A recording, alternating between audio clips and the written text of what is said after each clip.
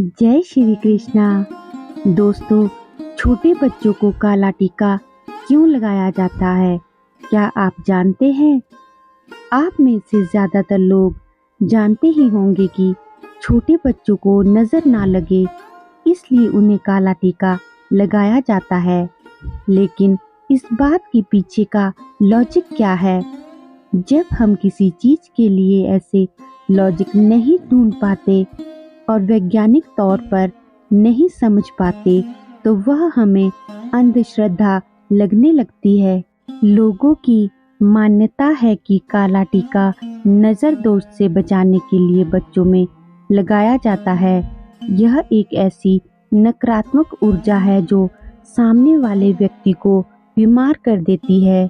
नज़र लगने से शरीर में कमजोरी, पेट दर्द, बुखार, ऊर्जा की कमी इत्यादि लक्षण देखने को मिलते हैं। अगर बच्चे को नज़र लगती है तो वह खाने पीने को इनकार कर देता है, रोता रहता है और उसे बुखार भी चढ़ जाता है। और नज़र दोष की तीव्रता अगर ज़्यादा हो तो मृत्यु भी हो सकती है। नज़र दोष का प्रभाव पेड़ पौधे, जीव जंतु, जानवर अथवा इंसान और भौतिक चीज़ों जैसे व्यापार आदि पर भी पड़ता है। नज़र दोष की यह नकारात्मक शक्ति हमारे जीवन की सकारात्मक शक्तियों को बाधित कर देती है और हमारी प्रगति में रुकावटें आने लगती है, शरीर में बीमारियां आने लगती है। लेकिन ऐसा होता कैसे है? तो ये नेगेटिव एनर्जी हमारी सोच एवं हमारे स्वभाव से उत्पन्न होती है। जब हम किसी चीज को देखते हैं और हमारे मन में जो हाय हाय का भाव उत्पन्न होता है, जैसे कि हाय हाय कितना ज्यादा खाता है, हाय हाय कितना सुंदर है, कितना महंगा है, हाय हाय ये कितना ज्यादा कमाता है। जब इस तरह के भाव मन में उत्पन्न होते हैं, भले ही हम हाय हाय ना भी बोले, लेकिन ऐसे मन में उत्पन्न हुई तीव्र भावना से जो पैदा हुई नेगेटिव एनर्जी होती है वो आंखों के माध्यम से, क्योंकि हम किसी चीज को आंखों से ही देखते हैं, तो आंखों से निकलकर जो ये भाव उत्पन्न होता है उस चीज अथवा उस व्यक्ति पर अपना प्रभाव दिखाना शुरू कर देती है, जिसे हम नजर लग जाना कहते हैं। और ये प्रभाव कम या ज्यादा भी हो सकता है। इस नजर दोष को सिर्फ भारत के लोग ही नहीं बल्कि दुनिया के हर हिस्से में माना जाता है। हिंदू धर्म में काले रंग को अशांति और अशुभ का प्रतीक माना जाता है, अर्थात जिसे सभी शुभ कार्यों से दूर रखा जाता है। काला टीका लगाने के पीछे पारंपरिक और वैज्ञानिक दोनों ही कारण जुड़े हुए हैं। धर्मशास्त्रों के अनुसार काले रंग का प्रयोग नकारात्मक ऊर्जा या दूसरे शब्दों में कहे तो बुरी नजरों से बचाने के लिए किया जाता है। काले रंग को शनि और राहु से संबंधित माना गया है और साथ ही यह भी बताया गया है कि काले रंग का संबंध भगवान शिव के सेना अध्यक्ष भैरव देव में भी है। अथर्ववेद में कुछ उपायों के बारे में बताया गया है जिन्हें लोग अपनाते हैं। कुछ लोग गले में काला धागा बांधते हैं तो कुछ पैरों में धागा बांधते हैं। काले धागे को फैशन के रूप में भी कई लोग बांधते हैं। छोटे बच्चों को भगवान का रूप माना जाता है। मान्यता है कि बच्चे विष्णु भगवान के बाल रूप और लड्डू गोपाल होते हैं। बच्चों को देखकर सभी उनकी तारीफ करते हैं। वह बोली हुई ऊर्जा कई बार अपना नकारात्मक प्रभाव दिखाना शुरू कर देती है। जब माताएं बच्चों को काले रंग का टीका लगाती है तब वही नकारात्मक ऊर्जा सकारात्मक ऊर्जा में परिवर्तित हो जाती है। छोटे बच्चों को देखकर सभी का मन करता है उसे गोद में लेकर प्यार करने का, बच्चे को पुचकारने का। बच्चों को देखकर सभी उनकी ओर खींचे चले जाते हैं।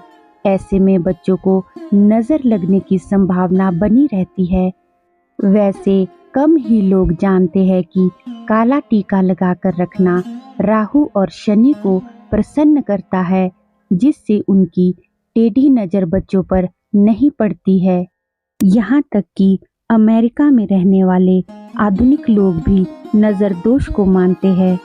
जानकारों का कहना है कि किसी भी व्यक्ति को देखने के बाद किसी के भी मन में दो तरह के विचार आते हैं, एक पॉजिटिव और दूसरा नेगेटिव। जब व्यक्ति नेगेटिव होकर किसी को देखता है तो उसके आसपास भी नेगेटिव ऑरा बनता है, जिस वजह से सामने वाला व्यक्ति या बच्चा उससे प्रभावित हो जाता है, जिसे हम बुरी नज़र कह देते हैं। सामने वाले व्यक्ति से आई ये नेगेटिव एनर्जी सामने वाले शख्स में प्रवेश कर जाती है। आमतौर पर बच्चों की प्रतिरोधक क्षमता कमज़ोर होती है, जिस वजह से बच्चों को जल्दी ही नज़र लग जाती है।